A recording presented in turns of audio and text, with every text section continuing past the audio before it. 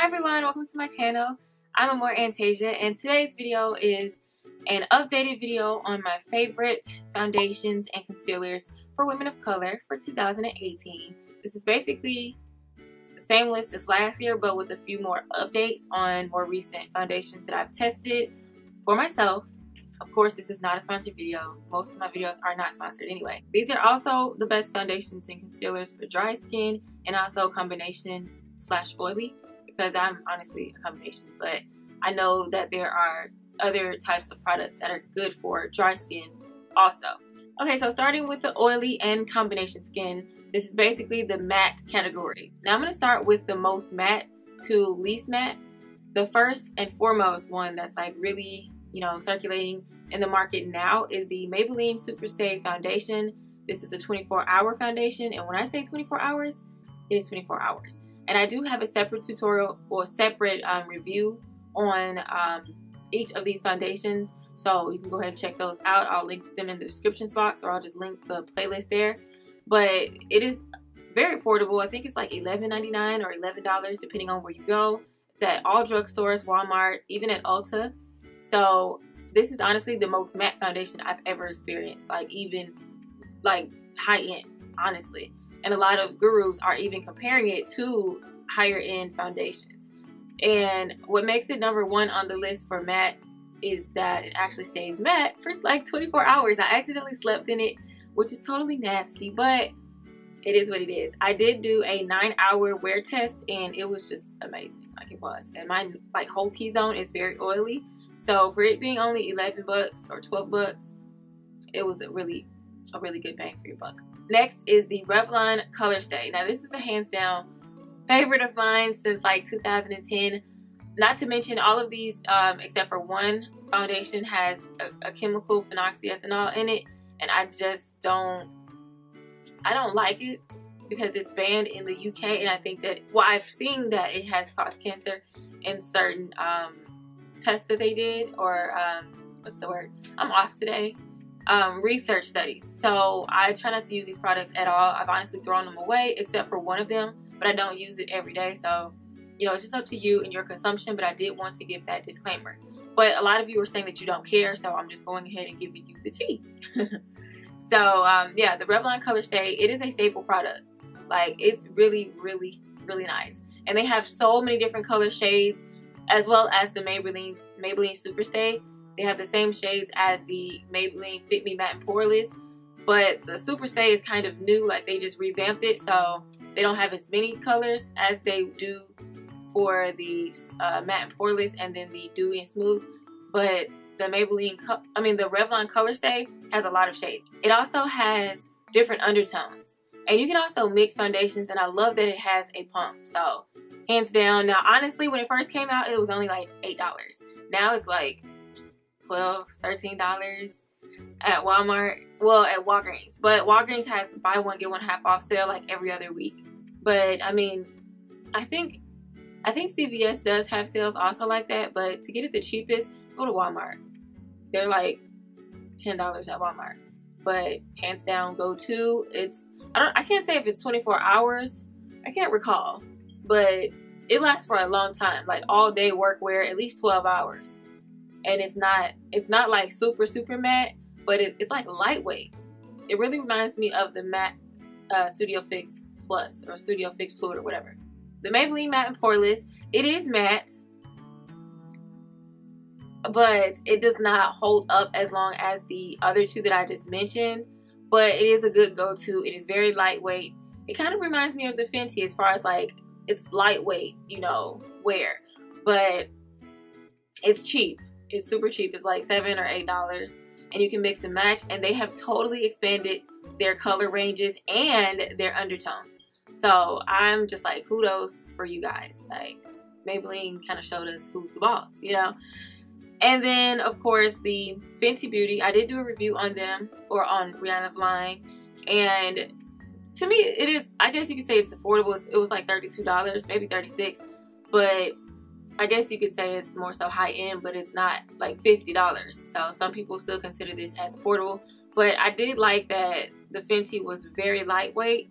It wasn't oily either until like maybe for 5 or 6 hours, which it wasn't good enough for me because I had 8 to 9 hour days of work, so I didn't have time for that. And then it did oxidize a lot, so it just wasn't my favorite at all. But I did add it to this list because it is since last year it has come out, so I wanted to add it to this list this year. And I can't just completely trash the whole thing because it honestly was a good lightweight foundation and it wasn't like really oily. So for you guys that have dry skin, depending on if you don't have many scars or not, this is a good lightweight, pretty much full coverage foundation. All of these foundations that I'm mentioning are full coverage, or at least medium to full coverage. You can build them up.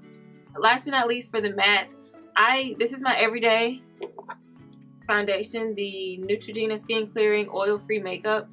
It is kind of matte, it really is. It's not like super oily, but it's not like a Superstay type of foundation, but it's just a lightweight semi-matte foundation. It doesn't make me like really oily, and it has salicylic acid in it, which helps fight acne. So that's like a 2-for-1 type of thing. This is the color Chestnut, and unfortunately they don't have a lot of shade ranges yet because it's Neutrogena.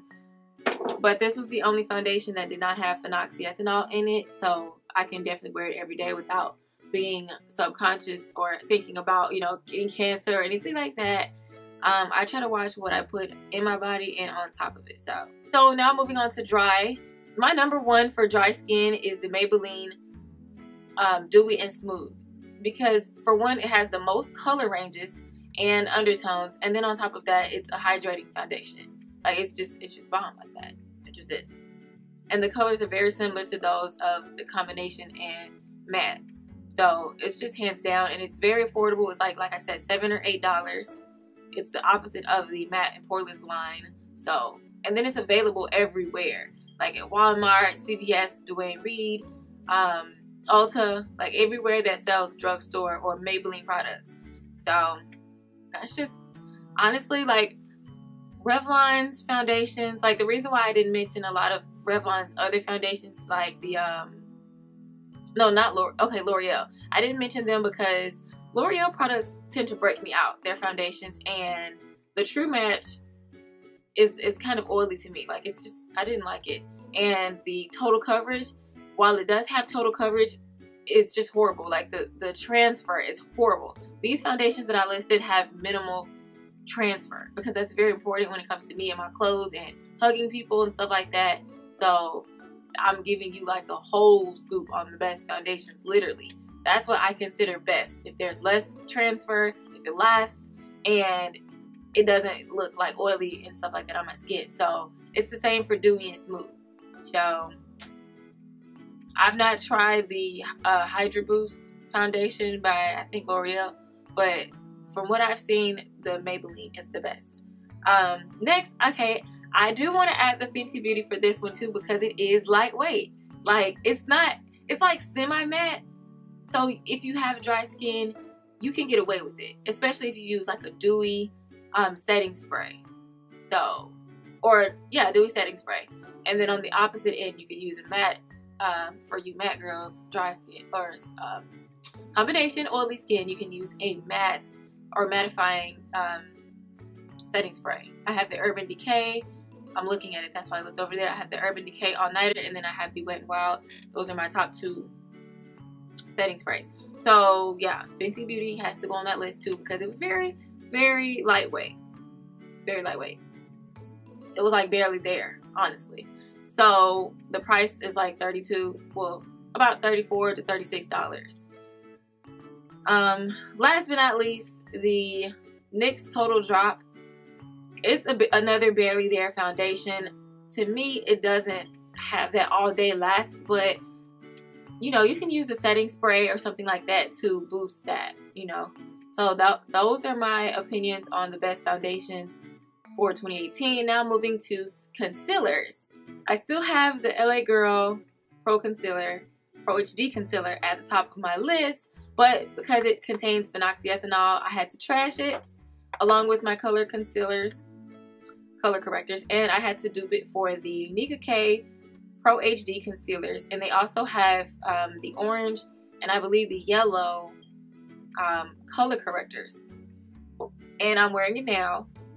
And I actually use light brown as a color corrector instead of buying yellow. These are even cheaper than the LA Girl Pro HD concealers. I think that because these aren't like the hype yet, that's why they're still very affordable. They're only like $3. Probably, I think they're $2.